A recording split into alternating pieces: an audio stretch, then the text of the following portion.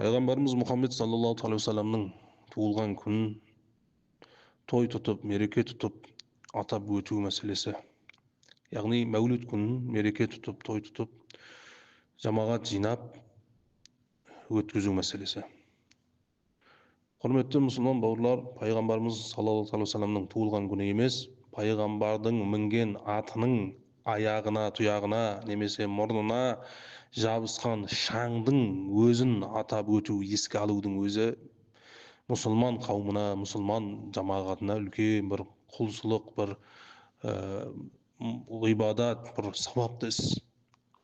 Яғни соның өзін де еске алу Алла тағалаға үлкен құрбан, яғни Аллаға жақындау амалдардың бірі болып есептеледі.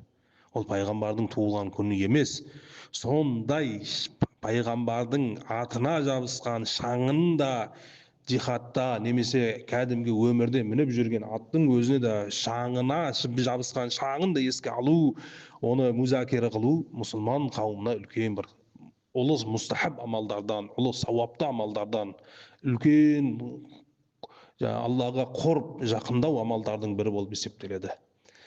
Сондықтан пайғамбарымыз Мұхаммед саллаллаху алейхи вассаламның да туылған күнін құрметтеу, тағзым қылу, оны еске алу, оны музакера қылу әрбір мұсылманға бір сауапты іс. Әрбір мұсылманға бір ұлы мұстахаб, жақсы амалдардың, Алланың сүйген амалдарынан болып есептеледі. Сахабалардың өмір баянына көз жүгіртетін болсақ, сахабалар 24 сағат күн сайын пайғамбардың туылған күнін, пайғамбардың өмір баянын, пайғамбардың істеген амалдарын, пайғамбар қалай дүниеге келді, қалай өсті, кім тәрбиеледі деп соны музакара қылып еске алатын болған. Соны да өздеріне бір иманды күшейтетін, Аллаға жақындататын бір сауапты амал білетін болды. Әрине, біз де сол сахабалардың жолына еретін мұсылмандарымыз, біз де пайғамбардың туылған күнін ұлы күн деп тағзым қыламыз. Сол үшін пайғамбардың туылған күнін біз күнде еске аламыз. Соны еске алуды да біз үлкен сауаптардан білеміз. Пайғамбардың туылған күнін, өмір баянын тағзым қылу керек, құрметтеу керек. Оны құрметтеудің жолы қалай? Оны күнде еске алып тұру керек, мұсылмандарға ескерту керек. Осындай Алла субханаху ва тағала бізге ұлы нығмет берді, осындай пайғамбарымыз саллаллаху алейхи ұлы адамзатқа, жан жануарларға Алла тағала бүкіл әлемге осындай үлкен нығмет, рахмат болып келді. Ва ма арсалнака илля рахматан лил аламин деп соны еске алуды өзімізге үлкен бір дәреже біліп, күнде еске алып, музакара қылуымыз керек. Біздің иманымызды күшейтетін, амалымызды түзететін үлкен бір мұстахаб, ұлы мұстахаб амалдардың бірі болып есептеледі. Енді сол күнді той мен мерекемен өткізу қалай мәселесі. Жалпы мұсылман бауырлар, біздің ислам дінінде әрбір ұлы күнді, әрбір жақсы күнді мереке тұту, той тұту біздің шариғатта жоқ. Ол христианда бар нәрсе. Яғни әрбір пайғамбарының туылған күні, жаңағы аспандан мәйда, дастархан түсуін біз жаална идалли әувалина ва ахирина деп біздің алғашқыларымызға, соңғы келетіндерге бізге мереке қыл деп әрбір нәрсені айт тұтатын ол христиан дінінде бар.